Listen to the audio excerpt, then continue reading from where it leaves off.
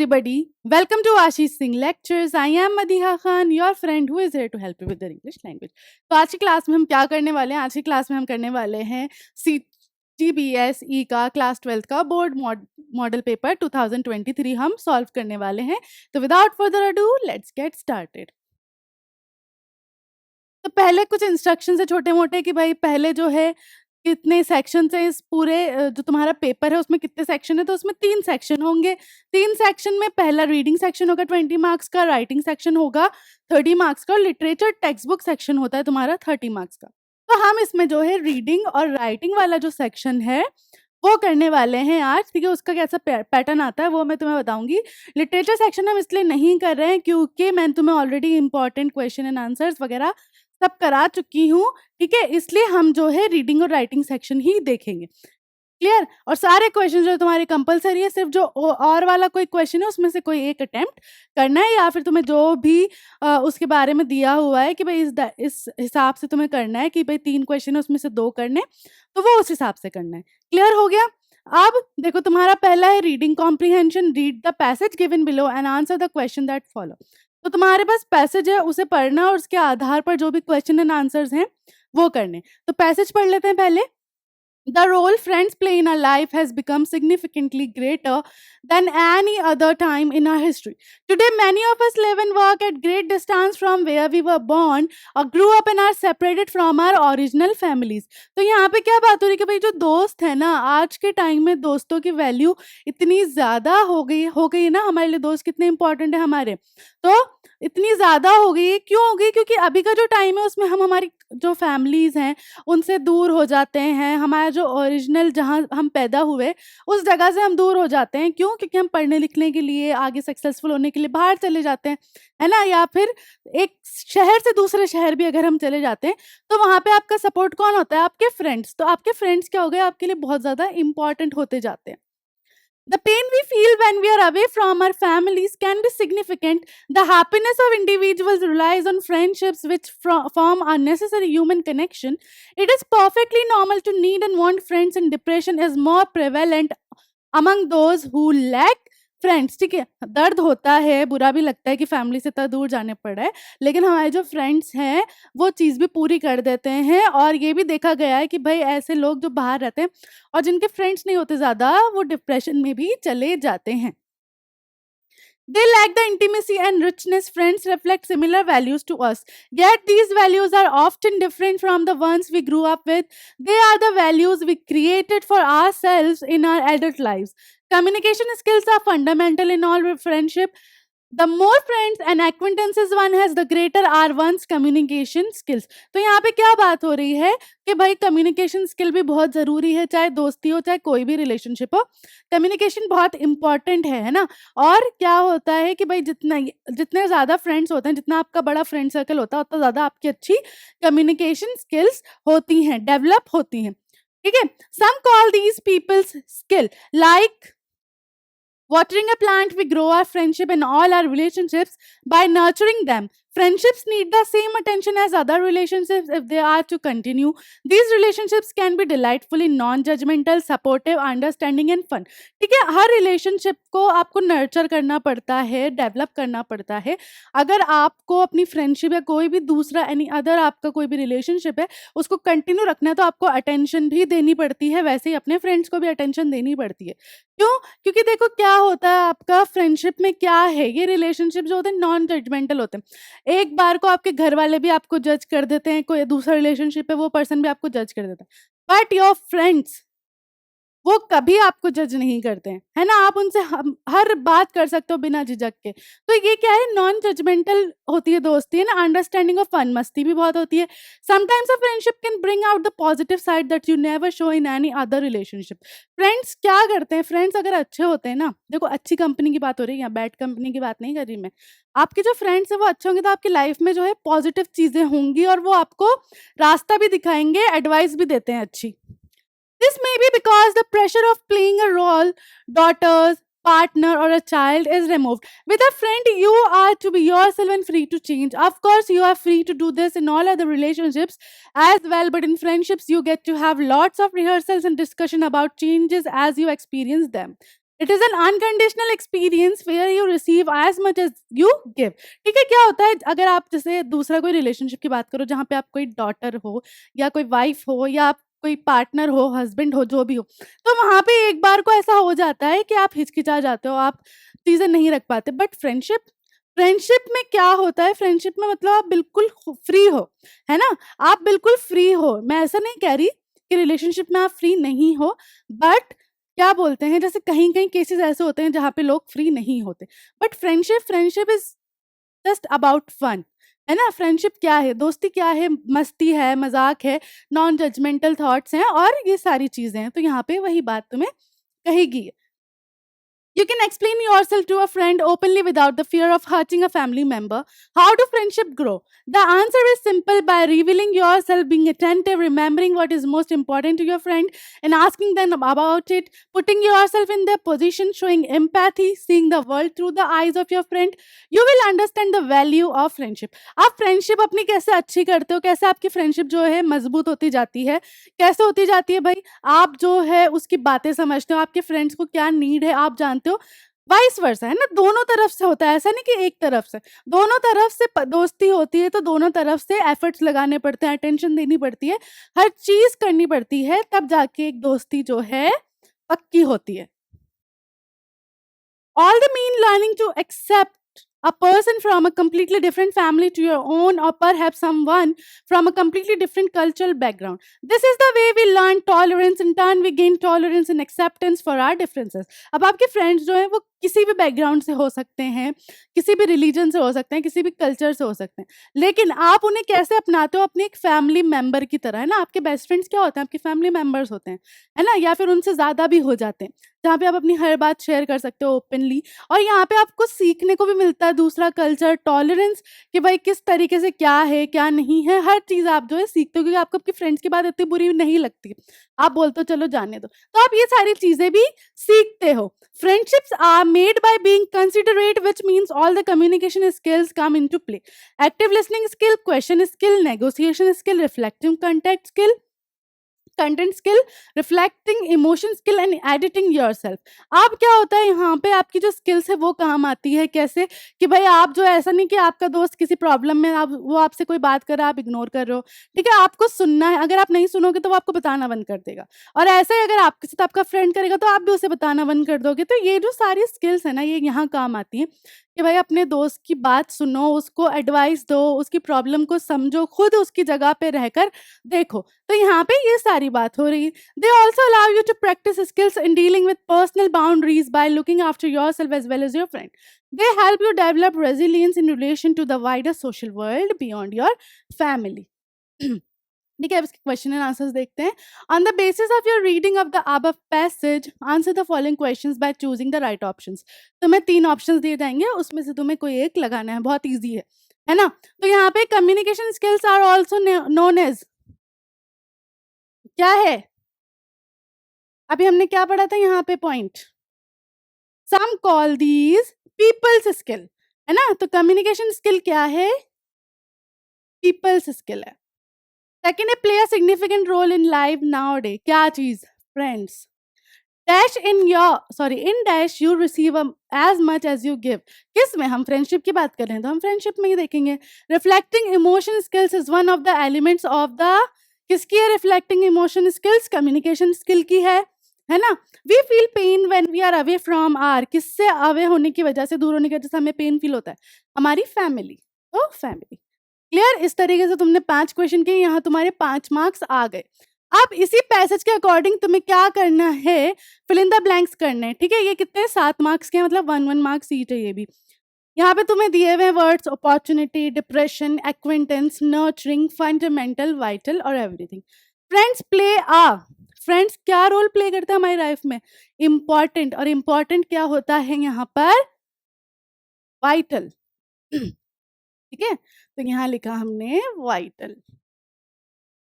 दोस्त who lack friendship या friends suffer from, क्या बताया था मैंने? जिनके कम फ्रेंड्स होते हैं उनको क्या होने लगता है? डिप्रेशन होने लगता है। तो यहाँ पे आएगा तुम्हारा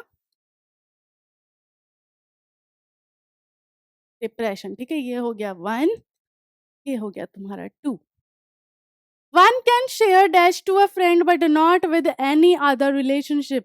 क्या चीज हम शेयर कर सकते हैं जो हम दूसरे रिलेशनशिप में नहीं कर सकते? एवरीथिंग, सब कुछ। तो यहाँ पे क्या आ गया तुम्हारा, ये हो गया थर्ड, और यहाँ आ गया तुम्हारा एवरीथिंग, सब कुछ। We grow our friendship by dash them. हम हमारी फ्रेंडशिप कैसे बढ़ाते हैं? उनको नर्चर करके, है ना? और नर्चरिंग देम।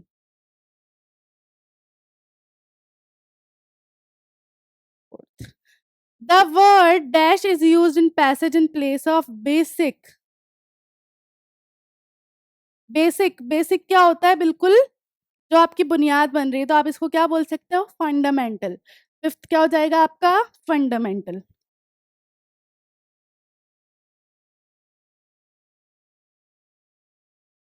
ठीक है?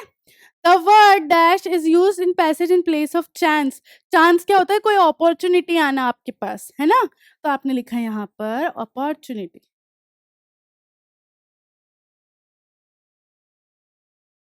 लास्ट क्या बच रहा है? The word dash is use in passage in the place of familiar. क्या होता है? एक्वेंटेंस। एक्वेंटेंस हम किस लिए यूज करते हैं? बट जिसे आप जानते हो। तो फेमिलियर क्या हुआ? अगर मैंने बोला कि फेमिलियर फेस लगता है, मतलब ऐसा जाना पहचाना सा फेस लगता है, तो जान पहचान वाले लोग आपके क्या होते हैं? एक्वेंटेंस। ठीक है, इसलिए मैंने यहाँ लिखा एक्वेंटेंस।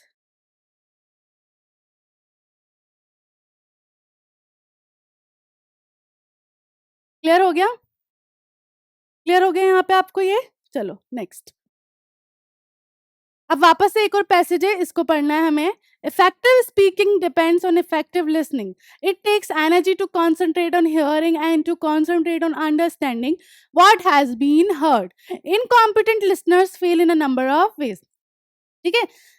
इफेक्टिव स्पीकिंग मतलब अगर आपको अच्छा बोलना है तो उसके लिए आपको अच्छे से सुनना भी पड़ेगा, है ना? ये बहुत ज्यादा एनर्जी यूज होती है इसमें आपकी, कि आपको कंसंट्रेट करना पड़ता है सुनने पर भी और बोलने पर भी, है ना? और चीजें अंडरस्टैंड करने पर भी। Incompetent listeners fail in a number of ways. First, they may drift, their attention drifts from what the speaker is saying. जो ऐसे स्पीकर्स हैं ना, जो सही नहीं बोल पा रहे या इफेक्टिवली नहीं स्पीक कर पा रहे, तो उनके साथ क्या-क्या प्रॉब्लम होती है कि भाई पहला तो वो ड्रिफ्ट कर जाते हैं, मतलब भटक जाते हैं कि भाई स्पीकर जो भी बोल रहा है वो सुन नहीं रहे और उसमें से थोड़ा-सा वो इधर-उधर निकल जाते हैं। Second, they find counter arguments to whatever a speaker may be saying. Third, they compete. ठीक है? दूसरा क्या हुआ कि वो आर्ग्यू भी कर सकते हैं कि नहीं भाई ये तो गलत बात है। तो पहले सुनो तो सही अगला क्या बोल रहा है, उसके बाद जो भी है एडवाइस दो या जो भी है तरीका होता है। और तीसरा, कंपटीशन हो जाता है, कंपटीशन करने लगते हैं, है ना? Then they filter, they exclude from their understanding those parts of the message which do not readily fit with their own frame of reference. Finally, they react. They let personal feelings about a speaker or subject override the significance of the message which is being sent. फिर वो क्या करेंगे? जो अच्छी important बातें होंगी वो तो इग्नोर हो जाएंगी, और उसके बाद फिर वो रिएक्ट कर जाएंगे और समझेंगे ही नहीं कि भाई अगला बोलना क्या चाह रहा है, मैसेज क्या देना चाह रहा है, वो भी नहीं समझेंगे। What can listener do to be more effective? ठीक है, लिसनर को क्या करना चाहिए और इफेक्टिव होने के लिए? The first key to effective listening is the art of concentration. पहली चीज कॉन्सेंट्रेशन। कॉन्सेंट्रेशन से सुनो, है ना? हर जगह है ये चीज। अगर तुम पढ़े हो तो कॉन्सेंट्रेशन से पढ़ो, जो तुम्हें टीचर पढ़ा रहा है उसको कॉन्सेंट्रेशन के साथ सुनो, कोई तुमसे बात कर रहा है तो कॉन्सेंट्रेशन के साथ सुनो। तो यहाँ पे कॉन्सेंट्रेशन बहुत जरूरी है। ठीक है? If a listener positively wishes to concentrate on receiving a message, his chance of success is are high. अब अगर तुम हर चीज को पॉजिटिव देखोगे तो भाई तुम्हारा कोई आर्ग्यूमेंट नहीं होगा और तुम्हारी सक्सेस के चांसेस भी कैसे हो जाएंगे? ज्यादा हो जाएंगे। It may need determination. Some speakers are difficult to follow either because of voice problems और because of the form in which they send a message. ठीक है? अब भाई क्या होता है कि चलो कॉन्सेंट्रेशन भी हो गया, सब हो गया, लेकिन अब कहाँ फेल कर जाते हैं कुछ कुछ स्पीकर्स? एक तो उनके बोलने के तरीके से रह जाते हैं या फिर अटक जाते हैं, हेजिटेशन हो जाती है, इस तरीके से चीजें हो जाती है। There is then a particular need for the determination of a listener to concentrate on what is being said. Concentration is helped by alertness. Mental alertness is helped by physical alertness. अब concentration के लिए तुम्हें क्या रहना जरूरी है? एकदम alert रहना जरूरी, जागरूक रहना जरूरी, और उसके लिए तुम्हें mentally prepare रहना जरूरी है, और mentally prepare रहने के लिए तुम्हें physically prepare रहना जरूरी है ना? Body और mind दोनों तुम्हारा prepare होना चाहिए। It is not simply physical fitness but also positioning of the body, the limbs and the head. Some people also find it helpful to their concentration if they hold the head slightly to one side. आप देखो, अगर तुम एकदम बिल्कुल active होके पढ़ रहे हो ऐसे, है ना? हाँ, ठीक है। और एक बच्चा जो ऐसे पढ़ रहा है, तो वो धीरे-धीरे क्या करेगा, अपना कंसंट्रेशन लूज़ कर देगा, है ना?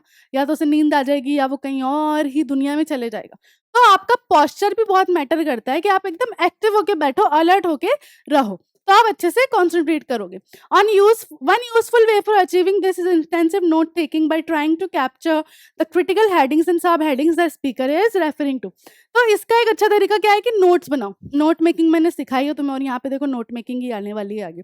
तो तुम्हें जो है नोट मेकिंग में तुम्हें देखा, हाँ भाई ये इंपॉर्टेंट पॉइंट है, चलो इसको हेडिंग डाल दिया। अच्छा इसमें अब ये बात बोल रहे हैं, चलो इसको सब हेडिंग डाल दिया। इससे क्या होगा कि तुम बाद में उसे अच्छे से रिवाइज कर सकते हो कि अच्छा ये बोला था, ये बोला था, इसमें और क्या हो सकता है, इसमें क्या कर सकते हैं। इस तरीके से क्या होगा, तुम अच्छे से समझोगे भी चीजों को बाद में भी। तो इसलिए क्या है, नोट टेकिंग जरूरी है। अब इस तुम्हारे पैसेज के बेसिस पे तुम्हें नोट बनाने हैं हेडिंग और सब हेडिंग के साथ, और एब्रिविएशंस भी डालनी है। ठीक है, 4 मार्क्स का है। तो तुम क्या करोगे, एक-एक पैराग्राफ उठाओ और देखो क्या है उसमें। अब देखो टाइटल क्या बोला है, the art of effective listening. ठीक है, क्योंकि हमें किस चीज़ पर ही बात की गई, हमने सबसे ज़्यादा इफेक्टिव लिसनिंग पे कि हम कैसे सीख सकते हैं, कैसे लोग फेल हो जाते हैं, कैसे क्या होता है। इसलिए हमने हमारा टॉपिक ही क्या डाल दिया, the art of effective listening. ठीक है, अब इसमें तुम्हारा पहला है सब हेडिंग। आप देखो, या तो है ना, फिर तुम्हारी हेडिंग तो ऐसे डाल दी, तुम सब हेडिंग या तो ऐसे डालो या फिर ए बी करके ऐसे भी डाल सकते हो, है ना? तो बस ऐसे डालो कि इससे मतलब डिफरेंशिएट हो सके। तो तुमने पहला अपनी हेडिंग डाली, इफेक्टिव स्पीकिंग डिपेंड्स ऑन। अब यहाँ देखो ये इफेक्टिव है, तुमने एब्रीविएशन यूज करी है। तुम्हें ध्यान रखना है कि अब इसका जब तुम पूरा नोट लिख दोगे तो तुम्हें ये मेंशन करना है एंड में कि एब्रीविएशन कहाँ पे कौन सी यूज की है। तुमने यहाँ लिख दिया effective speaking depends on. Effective speaking किस किस चीज पे डिपेंड करती है। अब तुमने जो पढ़ा उसको सब हेडिंग में डाल दो। अब सब हेडिंग में तुम या तो ए बी सी करके डाल दो, या फिर फर्स्ट का 1, फर्स्ट का 2, फर्स्ट का 3 करके डाल दो।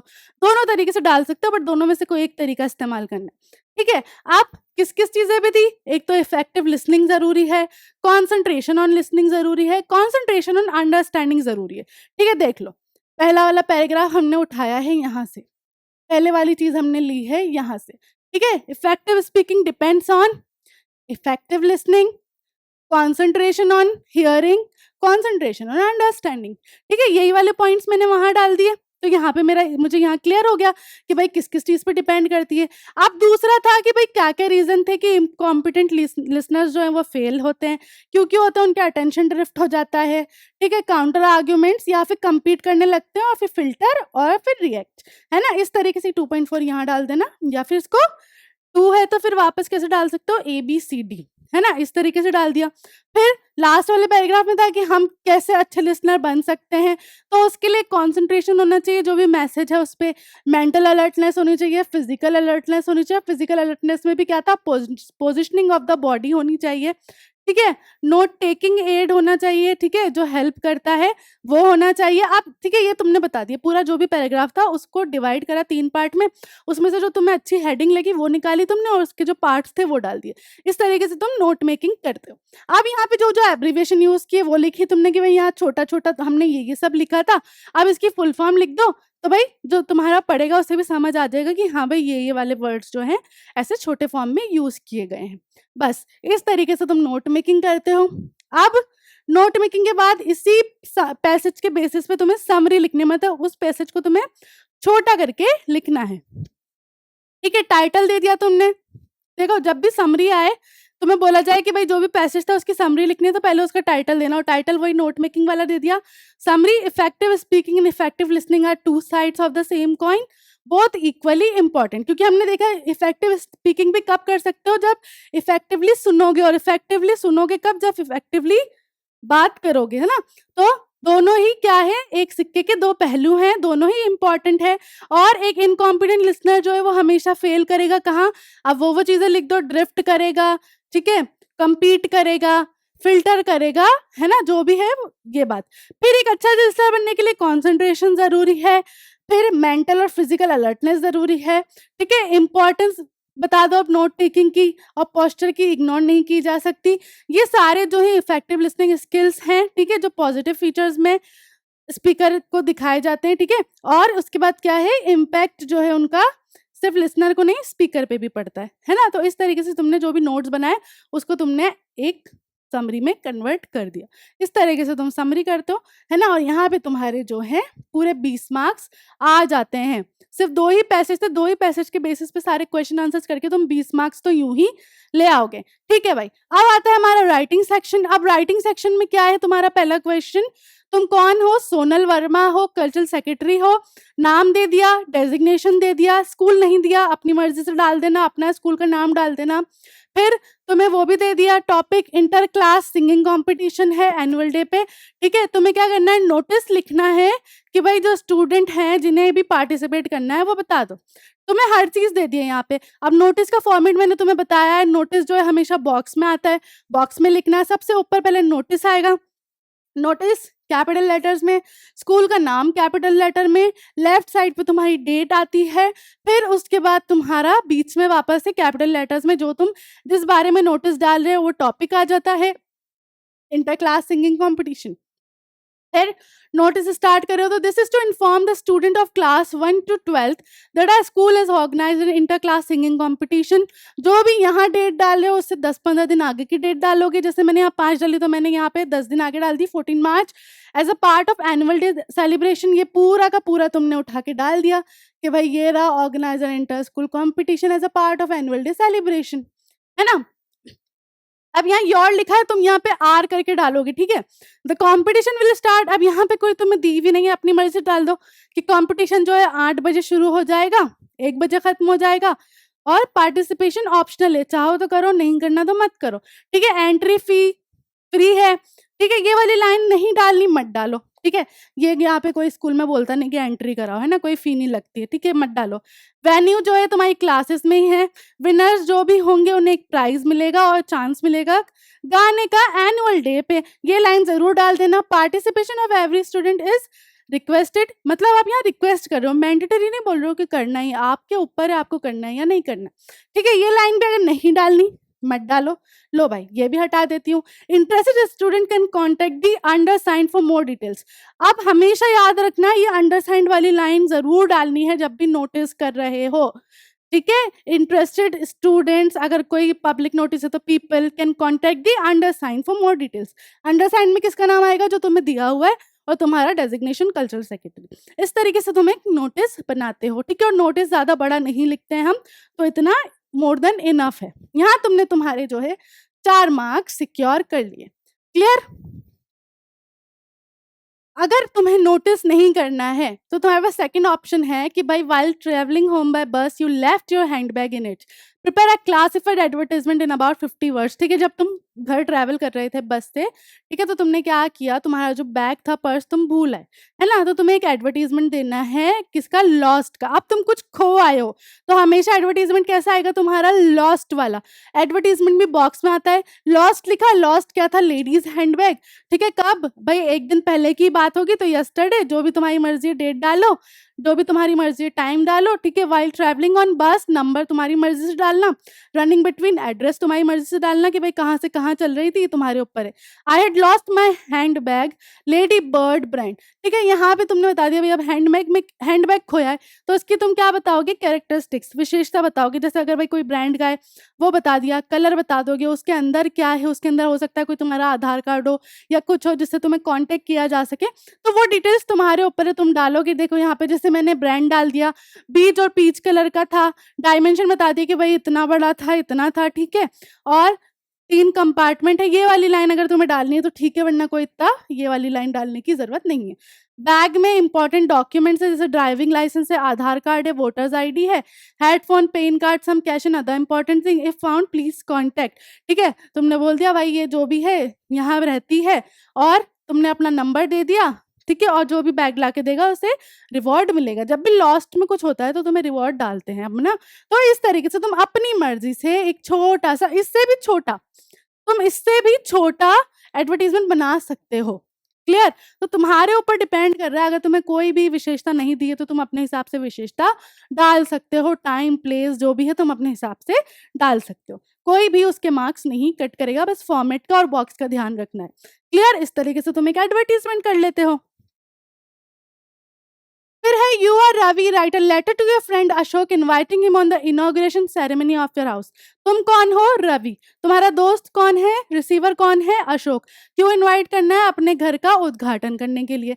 एड्रेस नहीं दिया हुआ, अपना डाल दो, ठीक है, डेट डाल दो। Dear Ashok, I hope this letter finds you in great health and spirit. या फिर तुम सिंपल भी लिख सकते हो कि भाई आशा करता हूँ कि तुम अच्छे होगे, है ना। और I am writing you this letter to invite you and your family on the occasion of inauguration ceremony of our new house. अब जो भी तुम वहां डेट डालो उससे 4-5 दिन आगे की डेट डालोगे, ठीक है। टाइम तुम अपनी मर्जी से डाल सकते हो, 10:30 बजे, 12 बजे, 2 बजे, ठीक है, जो भी है। रेसिडेंस मेंशन करना जरूरी है, इसलिए बोला है यहाँ पे अपना एड्रेस डाल देना। कोई एड्रेस नहीं दिया, अपना डाल देना कि भाई इस एड्रेस पे आना है। Do come in double R joy, I shall be looking forward to see you. जरूर आना और मैं जो है वेट करूंगा कि तुम आओगे। Yours lovingly Ravi. सिंपल इस तरीके से लेटर लिखना है तुम्हें, इनफॉर्मल लेटर है ना। अब भाई अगर ये भी नहीं आ रहा है तो तुम्हारे पास एक और चांस है कि तुम ये वाला लेटर कर लो कि commissioner of Raipur municipal corporation को लेटर लिखना है poor sanitary condition and mosquito menace के लिए, है ना। तो तुमने क्या किया, पहले तुमने एड्रेस नहीं था तो तुमने एड्रेस डाल दिया यहाँ पर ये वाला, ठीक है। फिर डेट डाल दी टू म्यूनिसिपल कॉर्पोरेशन रायपुर। फिर attention regarding poor sanitary conditions and mosquito menace of the locality. Your मत लिखना, या तो ऑफ आर या फिर ऑफ दी लोकेलिटी लिखना, ठीक है। ये सब्जेक्ट हो गया। फिर सर डाला, सर डाल के तुमने लिखा permit me to draw your attention to the insanitary condition of, यहाँ पे क्या आ जाएगा, of our locality. There is no proper arrangement of the drainage and underground sewers.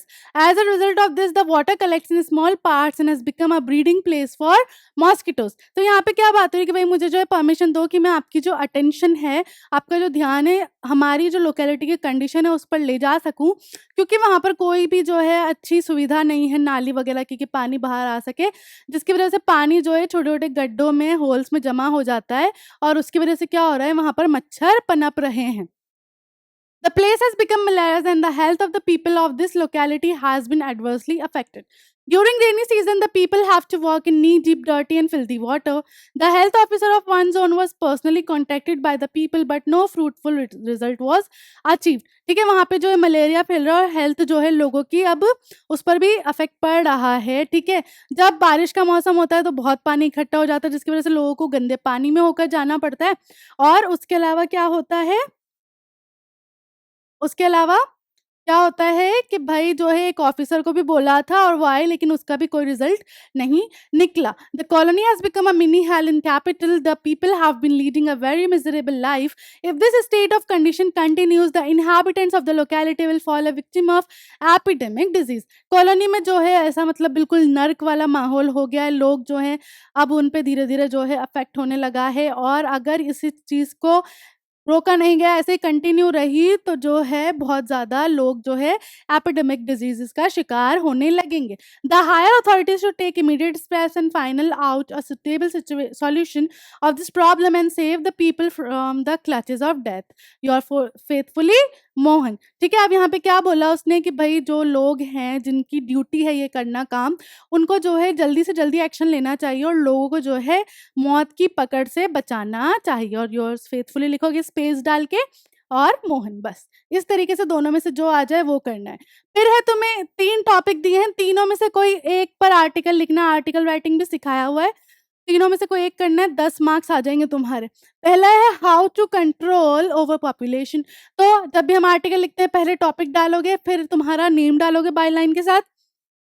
As human population members continue to boom globally, concerns are over the impacts of overpopulation on the natural environment. Finite and renewable resources and environmental degradation have escalated to unsustainable levels. ठीक है, अब क्या हो रहा है कि भाई जैसे जैसे पॉपुलेशन बढ़ रही है, जो भी रिसोर्सेज हैं वो कम होते जा रहे हैं। क्यों हो रहे हैं? क्योंकि भाई यूज कर रहे हैं लोग ज्यादा हो रहे हैं, रिसोर्सेज कम है, तो क्या हो रहा है, ओवर एक्सप्लॉइटेशन होता जा रहा है। This can also result from over consumption which often goes hand in hand with over population. Over consumption refers to the use and depletion of resources at a rate that outpaces the ability to replenish those resources, ठीक है? Over consumption क्या हो रहा है, अब चीज़ों को इतना ज़्यादा यूज़ किया जा रहा है कि भाई कंज़म्पशन तो क्या हो गया, कंज़्यूम करना, है ना? यूज़ करना। ओवर कंज़प्शन, ओवरली यूज़ करना, क्योंकि पॉपुलेशन ही ओवर होती जा रही है। तो क्या हो रहा है, रिसोर्सेज़ बहुत जल्दी खत्म हो रहे हैं। Even smaller population can consume too much too quickly if how they are using resources is unsustainable। मतलब क्या है कि देखो आज क्या हो रहा है, पानी जो है इतना वेस्ट हो रहा है, हर चीज़ वेस्ट हो रही है, मतलब छोटी भी हो पॉपुलेशन तो भी वो जो है सारे रिसोर्सेज़ खत्म कर रही है, तो ओवर पॉपुलेशन में तो खुद ही सोचो कि क्या हो रहा होगा, है ना? These are some solutions and things you can do today to support the earth as it tries to sustain our ever growing numbers। ठीक है, कुछ तरीके हैं जिससे आप जो है ओवर पॉपुलेशन को कंट्रोल कर सकते हो, क्योंकि आपका टॉपिक कंट्रोल पे है। ठीक है, तो supporting the education of women at least secondary school level is a definitive impact on reducing birth rates. क्यों? क्योंकि अगर उन्हें एजुकेशन मिलेगी तो क्या होगा, उन्हें और पढ़ने दिया जाएगा, उन्हें नॉलेज भी होगी कि भाई कि क्या रहना चाहिए, क्या होना चाहिए। जल्दी उम्र में शादी कर दी जाती है, कोई आइडिया नहीं होता उन्हें, है ना? और क्या होता है, पॉपुलेशन इंक्रीज़ होती रहती है। लेकिन अगर उसी बंदी को जो है थोड़ी-सी क्या बोलते हैं, अगर वो थोड़ी-सी लिटरेट हो जाएगी तो उसे पता होगा कि ओवर पॉपुलेशन से क्या-क्या नुकसान हो सकते हैं, तो वो जो है चाइल्ड कंट्रोल, बर्थ कंट्रोल रख सकती है ना? It also improves the spacing between children and improves the health and quality of life of those children. Responsible farming techniques, education, and pressure from consumers can go a long way to improving this.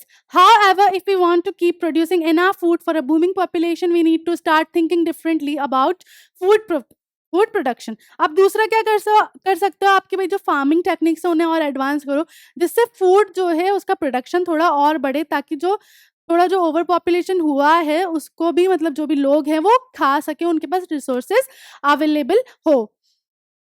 The choice we make day to day and the causes, initiatives, and industries that choose to support all make a difference in how we consume resources and how the consumption of those resources impacts the planet। मतलब आप जो रोज जो choices करते हो ना, कि ये वाला, अगर देखो एक तरफ आपने चॉइस की, चूज किया कि भाई जो है पानी गिराना है, तो आप रिसोर्सेज क्या कर रहे हो, बर्बाद करो। एक तरफ आपने सोच लिया कि भाई पानी जो है बचाना है, आप कम यूज करोगे तो आपके रिसोर्सेज जो है बचे रहेंगे, उनका ओवर एक्सप्लॉइटेशन नहीं होगा। तो ये जो आपकी चॉइसेस हैं और जो दूसरे लोग हैं, मतलब हर पूरी दुनिया की बात हो रही है कि अगर पूरी दुनिया जो है अपनी चॉइसेस अच्छे से ले, पॉजिटिव वे में देखे और गुड चॉइसेस बनाए, तो हम जो है ओवर पॉपुलेशन और ओवर कंजप्शन से बच सकते हैं। इस तरीके से तुमने लिखना है, 10 मार्क्स आ जाएँगे तुम्हारे। ये नहीं आ रहा तो तुम्हारे पास ऑप्शन है sound mind lives in healthy body. इस पे कर सकते हो, मतलब एक अच्छा दिमाग अच्छी बॉडी में रहता है, तो तुम्हें बेसिकली किसके बारे में लिखना है? एक्सरसाइज़ के बारे में लिखना है, फिज़िकली जो भी है चीज़ें उसके बारे में लिखना है। तो exercise keeps one active, alert and also sharpens one's memory. It enables one to develop a positive attitude, increase productivity and gives long life। Morning walk, yoga, aerobics and other exercises help us to lead a healthy life। Exercise हमें active रखती है, इसके साथ साथ हमारी memory भी sharp रखती है। ठीक है, इसके अलावा क्या है, ये क्या करती है, हमारा एक एटीट्यूड अच्छा रखती है। और क्या हो रहा है यहाँ पे, जैसे सुबह की जो वॉक होती है, योगा या दूसरी एक्सरसाइज हमें हेल्दी रखती है। More over regular physical exercise improves one's muscle strength and boost endurance। Exercise and physical activity deliver oxygen and vital nutrients to our tissues and help our cardiovascular system work more efficiently. अगर आप physical exercise कर रहे हो तो उससे क्या होगी, आपकी स्ट्रेंथ बढ़ेगी, है ना? आपकी स्ट्रेंथ बढ़ेगी, आप और हेल्दी होते जाओगे। और दूसरी तरफ क्या बात हुई यहाँ पे, एक्सरसाइज और फिजिकल एक्टिविटी जो है पूरी बॉडी में आपके ऑक्सीजन सप्लाई करते हैं, वाइटल न्यूट्रिएंट्स सप्लाई करते हैं, जिससे क्या होता है, आपकी बॉडी और आपका माइंड जो है अच्छा रहता है, और हार्ट भी। Exercise and physical activity can also be a fun way to spend time. It gives us a chance to unwind, enjoy the outdoors or simply engage in activities that make us happy। अगर आप योगा को ही ले लो, योगा क्या करती है, mind से ज़्यादा, sorry, body से ज़्यादा आपके माइंड पे इफेक्ट करती है ना? तो यहाँ पे योगा है तो क्या फिजिकल एक्टिविटी, लेकिन वो आपके माइंड को अच्छा रख रही है। तो यहाँ पे यही बात हो रही है कि अपना बॉडी अच्छी रखोगे, आपका माइंड ऐसे ही अच्छा रहेगा। As a general rule, aim for at least 30 minutes of physical exercise every day। Exercise is the miracle cure we have always had, but sometimes, probably for too long, we neglect to take our recommended dose। ठीक है, भाई क्या बोला गया है कि भाई कम से कम आधा घंटा एक्सरसाइज रखो बॉडी, है ना? एक्सरसाइज़ करो, एक्टिव रखो अपनी बॉडी, जिससे क्या होगा आप हेल्दी होगे। लेकिन हम क्या करते हैं, बहुत लंबे समय तक इस बात को इग्नोर कर देते हैं और आगे जाके हमें उससे क्या होता है, प्रॉब्लम्स होती हैं। People of all ages need to exercise and reduce their sedentary lifestyle, which means we all need to think about increasing the types of physical activities that can easily be included in our daily routine। लेकिन लोगों को जो है, हर as के लोगों को थोड़ी-थोड़ी exercise करनी चाहिए, अपने डेली रूटीन में डालनी चाहिए, जिससे आपका माइंड और बॉडी दोनों अच्छे रहेंगे। वो भी नहीं आ रहा तो तुम्हारे पास तीसरा ऑप्शन है, role of student in eradicating illiteracy. Illiteracy कि भाई जो पढ़ते नहीं है ना, उसको कैसे कम किया जाए, अनपढ़ता जो भी है उसको कैसे कम किया जाए। तो illiteracy is still a major blot in India after more than 60 years of its achieving independence. To an extent, it exemplifies India's failure to reach out to its masses. Illiteracy के भी बच्चे जो लोग हैं वो पढ़े लिखे हैं नहीं, जिसकी वजह से इंडिपेंडेंस मिलने के बाद भी इंडिया जो है काफ़ी सारी चीज़ों में पीछे है ना? The removal of illiteracy has to be tackled on a priority basis and students can play an important role in achieving this goal. Removal of illiteracy मतलब जो है, हम जो है लोगों को पढ़ा सकते हैं। आज जो हम जनरेशन है, स्टूडेंट्स को ही क्यों बोला गया, क्योंकि हम जो है क्या कर सकते हैं, पढ़ा सकते हैं, लोगों को इनकरेज कर सकते हैं पढ़ने के लिए, और उनके लिए काम भी कर सकते हैं कि भाई जैसे कोई नहीं कर पा रहा है, अफोर्ड नहीं कर पा रहा है, लेकिन पढ़ने की इच्छा है, हम उसकी हेल्प कर सकते हैं। गाँव में जा जा के हम बच्चों को पढ़ा सकते हैं, बड़ों को भी पढ़ा सकते हैं। इस तरीके से हम इलिटरेसी को मिटा सकते हैं। Since they are in the process of receiving education themselves, they are most appropriate for also putting forth their services to achieve the goal of educating the illiterate masses. Students should be encouraged to carry the lamp of knowledge by organizing events such as each one teach one। जो मैंने अभी तुम्हें बताया कि भाई वो हम जो है, हम खुद भी पढ़ रहे हैं, हमें खुद को भी पता है कि पढ़ाई की कितनी वैल्यू है। हम जो है अपना ज्ञान आगे बाँट सकते हैं, हम इनकरेज कर सकते हैं, हम पढ़ा सकते हैं, वही वाली बात यहाँ हुई है। If every student resolves to teach two illiterate person in a year during his vacations, it will in the long run help to eradicate illiteracy। अगर एक भी स्टूडेंट या है ना 2 बच्चों को या 2 लोगों को पढ़ाने की ठान ले हर साल, तो हम ऐसे करके भी इलिटरेसी मिटा सकते हैं। The government should also render full support to student in terms of infrastructure in their contribution to the Indian literacy campaign। Students can also play a vital role in the program of adult literacy। If all our students get together and try to work towards achieving literacy among the masses, then the day is not far when India too will join the league of countries that have attained 100% literacy. अगर हर student ठान ले, है ना, government की help लेकर हर तरीके से कर ठान ले कि भाई वो कर सकता है, वो पढ़ा सकता है, तो इंडिया भी जो है, जो दूसरी कंट्रीज है, जो पूरी जहाँ पे सारे लोग पढ़े लिखे हैं, वैसी कंट्री बन सकती है। तो तुम्हें तीनों में से कोई एक अटेम्प्ट करना है बस, ठीक है, कोई एक। क्लियर हो गया? अब है तुम्हारे पास डू एज़ डायरेक्टेड वाले हैं कि भई तुम्हें सेंटेंस दिया हुआ है, उसे तुम्हें ट्रांसफ़ॉर्म करना है ना? तो तुम्हारे पास पहला he requested me for help, उसने मुझसे हेल्प माँगी। इसको तुम्हें क्या करना है, सिंपल से कॉम्प्लेक्स में कन्वर्ट करना है। कॉम्प्लेक्स सेंटेंस में कन्वर्ट करना है। तो मैंने क्या लिखा, आई हैड बीन रिक्वेस्टेड, मैंने क्या लिखा, I had been requested by him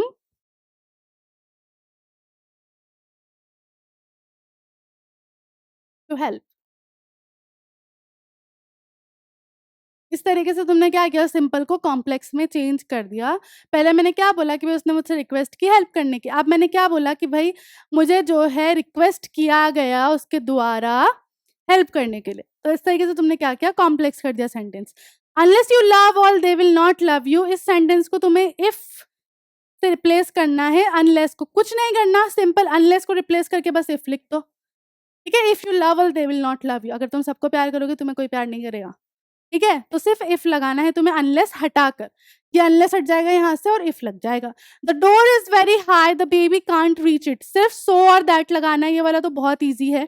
तो मैंने क्या किया, the door is so high, very हटा के मैंने क्या लिखा, सॉरी। तो और यहाँ पे फुल स्टॉप हटा के बस क्या लिख दिया, दैट। ठीक है, तो मेरा सेंटेंस क्या बना, the door is so high that the baby can't reach it।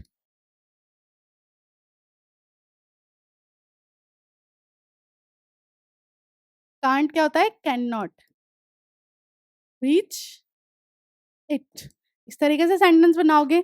The patient was so restless that he could not sleep last night. अब यहाँ पे तुम्हें सो और दैट को हटा के क्या लगाना है? टू और टू। ये वाला भी बहुत ईजी है। तुमने क्या लिखा? सिंपल, द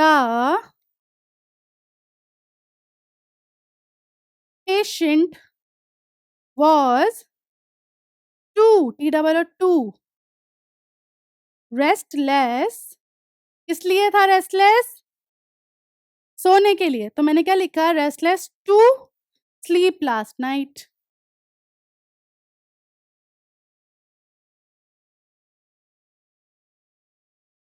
ठीक है, तो मैंने क्या क्या किया यहाँ पर, क्या क्या चेंज किया देखो एक बार। मैंने क्या लगाया यहाँ पे? टू। एक तो मैंने क्या लगाया यहाँ? टू और एक टू। ठीक है, और इस वाले में मैंने क्या किया? सो लगाया और दैट लगाया। इस वाले में मैंने क्या किया? वी लगाया, है ना। और इस वाले में मैंने पूरा ही चेंज कर दिया। फिर last, the officer said to his peon go away at once.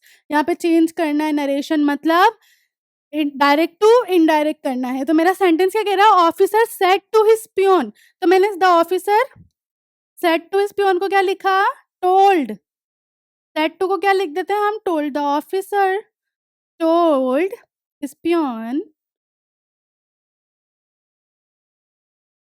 ठीक है, क्या लिखा मैंने? The officer told his peon. और फिर क्या? एक सेकेंड, एक सेकेंड, रुको रुको। ऑर्डर दे रहा है, इम्परेटिव है। ठीक है, ऑर्डर दिया उसने गो एट वंस, की एक ही बारी में चले जाओ। तो यहाँ पे क्या हो जाएगा? ऑर्डर्ड।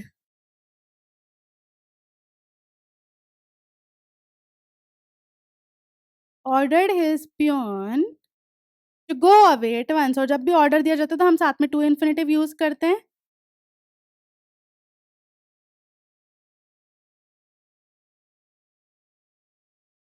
दिख रहा है?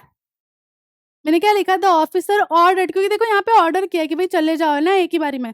तो इसलिए मैंने क्या किया? The officer ordered his peon. और जब भी ऑर्डर देते हैं तो हम साथ में क्या लगाते हैं? टू इन्फिनेटिव, मतलब to go away at once. तो इस तरीके से तुम्हें जो है ट्रांसफॉर्म करने हैं अपने सेंटेंसेस।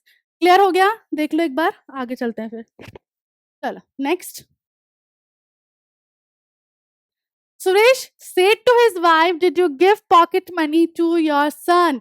अब यहाँ पे देखो क्या हो रहा है? क्वेश्चन बोला जा रहा है, तो मैं क्या करूंगी? said to को asked। ठीक है, तो मैं क्या लिखूंगी यहाँ पर? asked।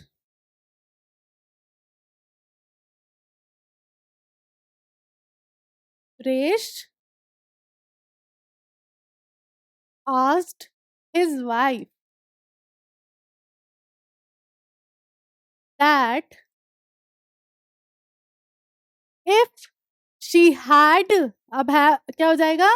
she had given, give क्या हो जाएगा? given। अब बाकी क्या आ जाएगा यहाँ पे? Pocket money to his your son. तो यहाँ पे हर सन है ना। चलो मैं पूरा ही लिख देती हूँ। गिवन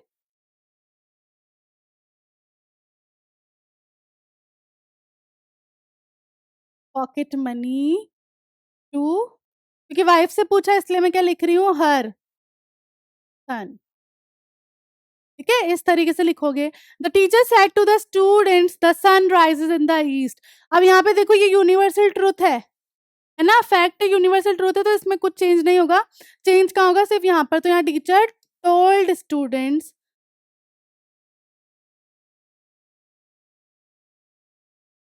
दैट, और फिर the sun rises in the east. Inverted commas जो हैं वो हट जाएंगे, फुल स्टॉप आ जाएगा। बस इस तरीके से लिखोगे। Ramesh went to market, Ramesh wanted to buy some fruits and vegetables. इसको कंबाइन करना है नॉन फाइनाइटिव फाइनाइट क्लॉज से। ठीक है, तो मैंने क्या लिखा? रमेश वेंट टू मार्केट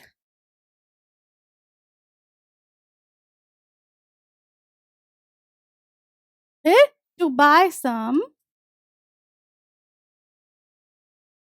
क्या लेने गया था? Fruits and vegetables.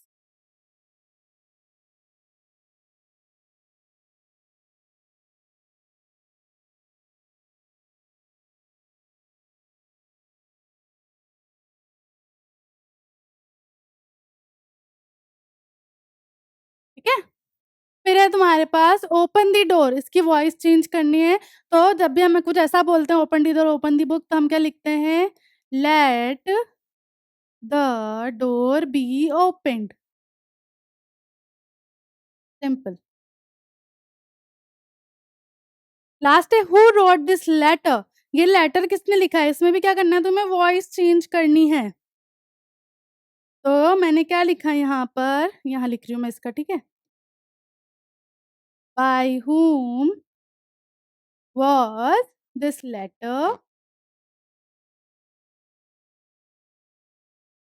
written?